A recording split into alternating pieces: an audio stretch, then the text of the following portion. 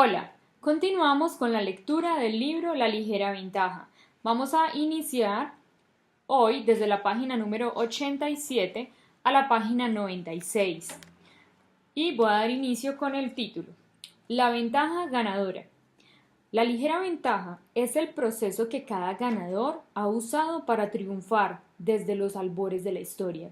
Ganar es siempre una cuestión de la ligera ventaja. Uno de los acontecimientos más esperados de los Juegos Olímpicos de verano es la competencia de natación masculina. Al iniciarse los Juegos Olímpicos de Pekín en 2008, se habían creado inmensas expectativas en torno a Michael Phelps, quien aspiraba a batir el récord de 7 medallas de oro que durante 36 años ostentó el nadador Mark Spitz. Phelps ganó las primeras 7 medallas con bastante facilidad, pero su octava medalla quedará consagrada en la historia. Cuando se acercaba a la recta final en el evento de 100 metros estilo mariposa, parecía que iba a perder por unas pocas pulgadas. Pero momentos después de que Phelps tocara la pared, el mundo quedó atónito cuando el marcador mostró que había logrado derrotar a Milorad Kavit por una centésima de segundo, ni siquiera un segundo, sino un 1% de un segundo.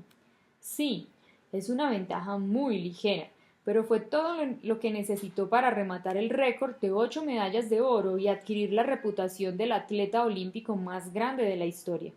¿Sabe lo que hace la diferencia entre una estrella del béisbol con un promedio de hits de .300, con un contrato multimillonario, y un jugador con un promedio de .260 y un salario normal? Menos de un hit adicional por semana durante el curso de la temporada de béisbol. ¿Y sabe qué hace la diferencia entre lograr ese hit o un strikeout? Aproximadamente un cuarto de pulgada más arriba o más abajo en el bate. Ningún aficionado del golf que haya visto el torneo Masters de 2004 olvidará el desenlace. Phil Mickelson, ganador de más torneos en los 10 años anteriores que ningún otro jugador, a excepción de Tiger Woods, quedó con un putt de 20 pies en el hoyo 18 de la rueda final. Si erraba hasta por una pulgada, entraba en una semifinal con el jugador número 2 del mundo, Ernie Els. Si embocaba, finalmente silenciarían a sus críticos y ganaría su primer torneo importante. La pelota entró en el hoyo y Mickelson ganó su chaqueta verde. Durante el curso de los 4 días del torneo, Mickelson firmó una tarjeta de 279 golpes, es decir, una ventaja de 6 golpes sobre Bernard Langer, campeón del Masters en 2 ocasiones. ¿Cuál es la diferencia? Un golpe y medio mejor por día, la ligera ventaja. Y no es solo con los deportes, es con todo. No importa de qué área se trate, en la vida, el trabajo o el esparcimiento, la diferencia entre ganar y perder, la brecha que separa el triunfo del fracaso es tan ligera, tan sutil, que la mayoría nunca la ve. Superman puede saltar a edificios altos pegando un solo brinco. Aquí en la Tierra ganamos por medio de la ligera ventaja. Balas mágicas y milagros. Todos los meses de enero, en todos los gimnasios de Estados Unidos, cientos de miles de personas se embarcan en un proceso que pronto abandonarán. Y el único motivo por el que van a abandonarlo es que no se han planteado la expectativa adecuada. No van en busca de un progreso gradual, sino que buscan resultados que puedan sentir ya mismo. Están buscando un adelanto decisivo. No tienen ni la más mínima posibilidad de triunfar. Fácil de hacer, fácil de no hacer. Y en esa pequeñísima, aparentemente insignificante elección diminuta de no hacerlo, muchísima gente abandona el esfuerzo y sigue viviendo una vida de desesperación ahogada. Creer en el gran golpe de suerte es peor que ser simplemente inútil. Es en realidad peligroso porque puede impedirle realizar las acciones que debe hacer para crear los resultados que desea. Hasta puede ser letal. Piense en la pobre rana que se dio por vencida y se dejó ahogar porque no podía ver un adelanto decisivo en el horizonte.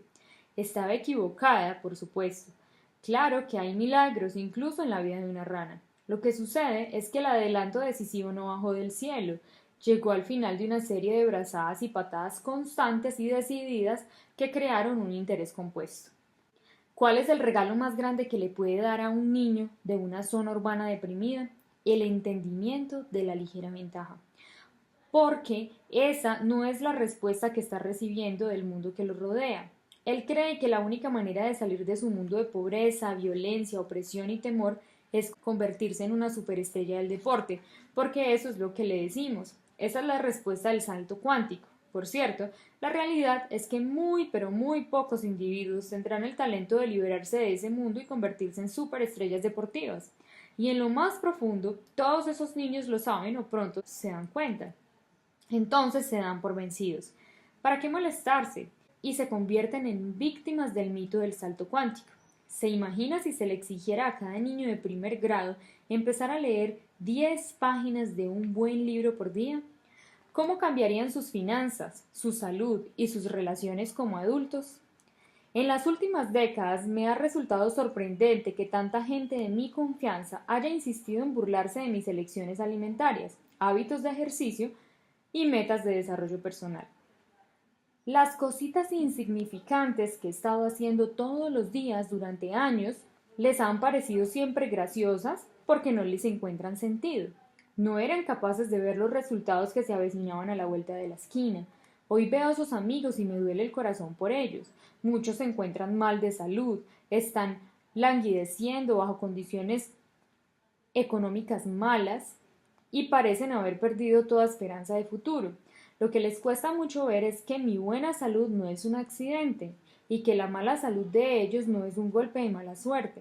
No ven que todos, holgazanes y millonarios por igual, llegamos a la situación actual de la misma manera, la ligera ventaja. Son víctimas del mito del salto cuántico.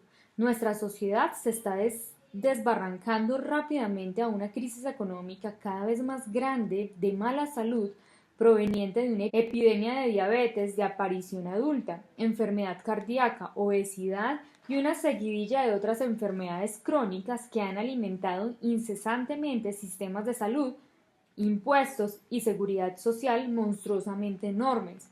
La causa de todo eso no es un misterio ni tampoco lo es la solución, al menos no para aquellos que sabemos cómo reconocer la ligera ventaja en acción. La totalidad de nuestra crisis de salud no es más que un conjunto de pequeñas decisiones tomadas todos los días y acumuladas todos los días que le ganan a otro conjunto de pequeñas decisiones tomadas todos los días y acumuladas todos los días. Buscamos la cura, el adelanto decisivo, la píldora mágica, el milagro del salto cuántico médico-científico que los medios de difusión apodaron la bala mágica. Pero la solución ya existe, siempre existió. ¿Es mágica? Sí, la misma magia que causó el problema, el poder de las acciones diarias, acumuladas a lo largo del tiempo. La magia de la ligera ventaja. Hay una frase maravillosa en la película Todopoderoso cuando Morgan Freeman, en el papel de Dios, deja al personaje de Jim Carrey repleto de falencias humanas a cargo de resolver las cosas por su cuenta. Aviso, no se trata de una deidad griega, sino que estamos hablando de Dios como Dios manda, quien se rehúsa a ser usado como Deus ex machina. Y le dice, ¿deseas un milagro, Bruce? Sé tú el milagro. Una vez que usted absorba la manera de ser la ligera ventaja, dejará de buscar ese salto cuántico y comenzará a construirlo. Dejará de buscar el milagro y empezará a hacer el milagro. Relatos personales de los lectores de la ligera ventaja. Soy el séptimo de 8 hijos. No teníamos mucho dinero y nadie en mi familia había terminado la universidad, pero yo soñaba con un futuro brillante. ¿Cómo iba a convertirlos en realidad sin las ventajas de los ricos y exitosos para mostrarme el camino? ¿Cómo podía empezar con nada y vivir realmente el sueño americano? Uno de mis parientes cercanos estaba siempre a la casa de la próxima mina de oro, invirtiendo en el pozo petrolero recién descubierto, la próxima gran oportunidad. Yo me pregunté si esa era la forma de concretar mis sueños. No creí que fuera así. Cuando descubrí los principios de la ligera ventaja, comencé a canalizar mi deseo ardiente del éxito en hábitos diarios que sabía que con el tiempo adquirirían impulso y finalmente me ayudarían a alcanzar mis metas. Sabía que al trabajar incansablemente hacia mis metas con una actitud positiva, vería mis sueños convertidos en realidad, y así fue. Mientras que mi pariente sigue en busca del gran golpe de suerte, yo he tenido el privilegio de viajar por el mundo, criar una hermosa familia y hacer cosas que jamás soñé. Todo gracias a estos principios. Demis Windsor, autor de Financially Free. Después de leer La ligera ventaja, me di cuenta de cómo había llegado a donde estaba en la vida. Era como un barco sin timón, una generalidad itinerante. Siempre he sabido que quería ser exitoso. Sin embargo, nunca me di cuenta de que no lo iba a lograr con un gran golpe de suerte o una oportunidad afortunada. Por último, entendí que eran los acontecimientos diarios, las cosas que hacía, que decidía no hacer, lo que crearía una verdadera diferencia. Al analizar mi vida, vi una imagen clara y desde ese día en adelante empecé a aplicar la ligera ventaja a todo lo que hacía, desde los negocios hasta las relaciones. Al principio era difícil, pero una vez que me acostumbré al hábito de escoger las pequeñas cosas acertadas que hacer todos los días, significó la diferencia del mundo. Ahora tengo una mujer maravillosa en mi vida, una empresa próspera y el tiempo para reflexionar lo que es más importante para mí. Adam Russell, CEO de Global Resource Broker, LLC, Miami, Florida. Puntos esenciales del capítulo 6. Primero, los saltos cuánticos suceden, pero solo como el resultado final de una acumulación prolongada y gradual de un esfuerzo aplicado sistemáticamente. Segundo, ningún éxito es inmediato, ningún colapso es repentino. Ambos son el resultado de la ligera ventaja que adquiere impulso con el correr del tiempo. Tercero, ansiar el gran golpe de suerte, el adelanto decisivo o la bala mágica no es solo inútil, sino que es peligroso, porque le impedirá realizar las acciones que necesita para crear los resultados que desea. Capítulo 7. El secreto de la felicidad. El éxito no es la clave de la felicidad es la clave del éxito. Albert Schweitzer. Varios años después de publicar la edición original de La ligera ventaja, hice un descubrimiento que me conmocionó la vida y elevó mi entendimiento de la ligera ventaja a una nueva dimensión. Hasta ese momento yo había estudiado, aplicado y enseñado la ligera ventaja principalmente en cuanto a lo que corresponde en áreas importantes de la vida: salud, riqueza, desarrollo personal y relaciones. Posteriormente, a fines de la década del 2000, comencé a aprender sobre una nueva y fascinante frontera de la ciencia llamada psicología positiva. En términos sencillos, la ciencia de la felicidad. Un asistente de posgrado de Martin Seligman, el padre de la ciencia de la psicología positiva, compartió conmigo un relato gracioso sobre el vuelco masivo que dio la psicología en los últimos 20 años. La diferencia entre la psicología positiva y la psicología tradicional es que, con la psicología tradicional, la ambulancia está al fondo del acantilado y con la psicología positiva la ambulancia está arriba del acantilado. Lo que la ciencia aprendió sobre la felicidad. Permítame contarle cómo se concibió esta ciencia, porque es en sí misma un excelente ejemplo de la ligera ventaja en acción. Durante la mayor parte de más de 100 años, el estudio moderno de la psicología se concentró principalmente en los aspectos negativos de las personas: disturbios emocionales, enfermedades psicológicas, traumas, neurosis, psicosis, manías, obsesiones, demencia. Llámese como sea, se ha dedicado a examinar el lado siniestro de la humanidad. Sorprendentemente, se ha prestado muy poca atención a qué hábitos, prácticas o influencias refuerzan nuestros instintos más nobles y el lado bueno. Hasta la llegada del siglo XXI, a fines de la década de los 90, un psicólogo de Filadelfia llamado Martin Seligman se preguntó: ¿y si la felicidad es tan solo la ausencia de tristeza? ¿Y si el lado noble de la humanidad es más complejo que tan solo tratar una enfermedad? ¿Y si pudiéramos tener un tipo de psicología que se concentrara en lo positivo en vez de lo negativo?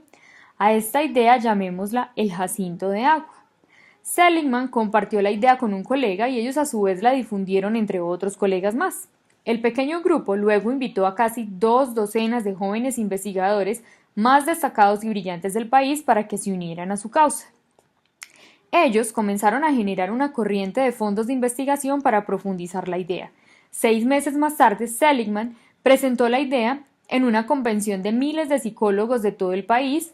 Para principios de la década del 2000, millones de dólares financiaban una avalancha de nuevas investigaciones.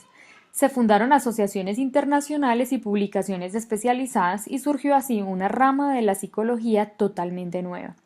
Para mediados de la década, el público empezó a darse cuenta de lo que estaba sucediendo. En enero del 2005, el tema de la portada de la revista Time se tituló La ciencia de la felicidad. Al año siguiente, un profesor de Harvard dictó una cátedra sobre psicología positiva a la cual se presentaron 855 alumnos, convirtiéndose en la clase más grande impartida en esa universidad. Los medios de prensa se entusiasmaron y lo llamaron Introducción a la felicidad.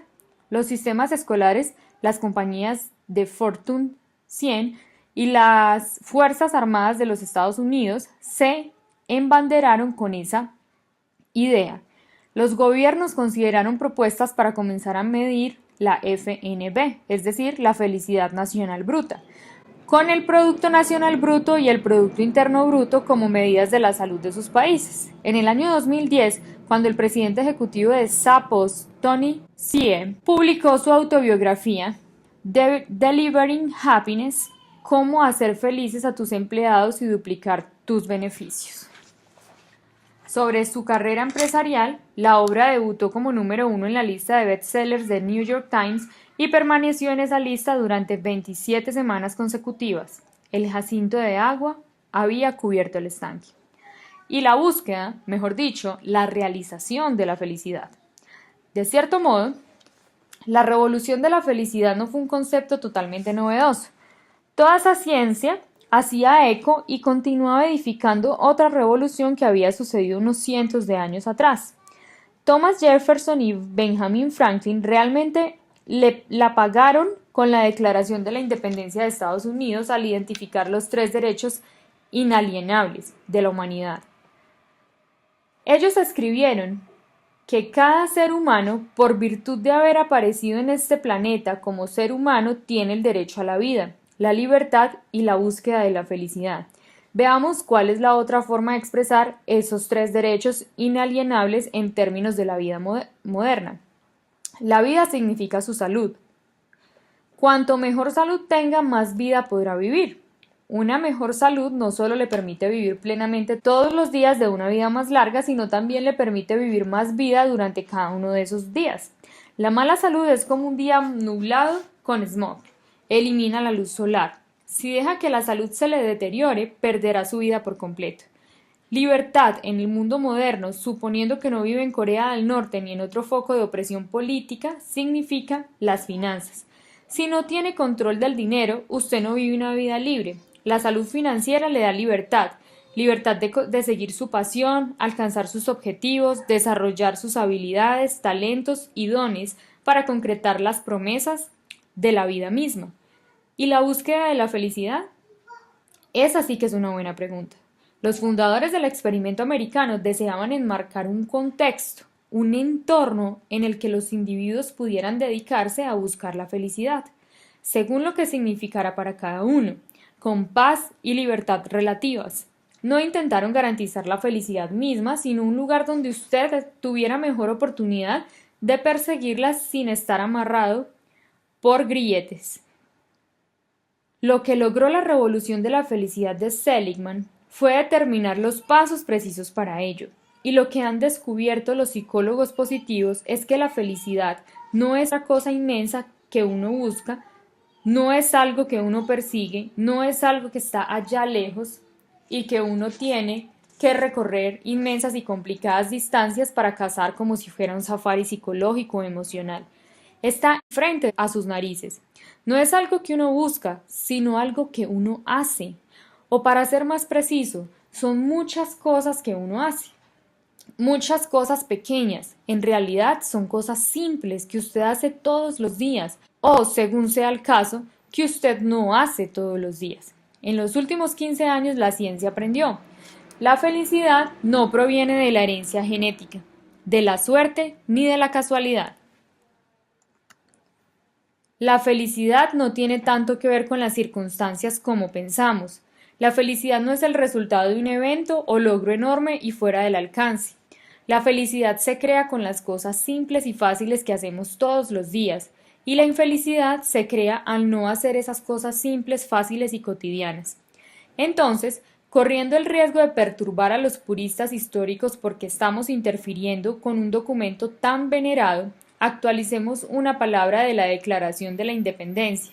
Enmarquemos nuestra definición del éxito de esta forma: la vida, salud; la libertad, paréntesis, libertad financiera; y la realización de la felicidad. Y la forma de realizar la felicidad no es ganando la lotería, comprándose una mansión o un Lamborghini, mudándose a la Riviera, haciéndose rico y famoso, ni casándose con una estrella de cine. No se logra con gigantescos logros y honores. No se logra con que una hada madrina, el destino o la buena suerte fenomenal resuelva todo perfectamente en la vida. La forma de realizar la felicidad es haciendo algunas cosas simples y haciéndolas todos los días. Bueno, hemos llegado al final de la página número 96. Mañana continuaremos con las próximas 10 páginas. Hasta la próxima, amigos.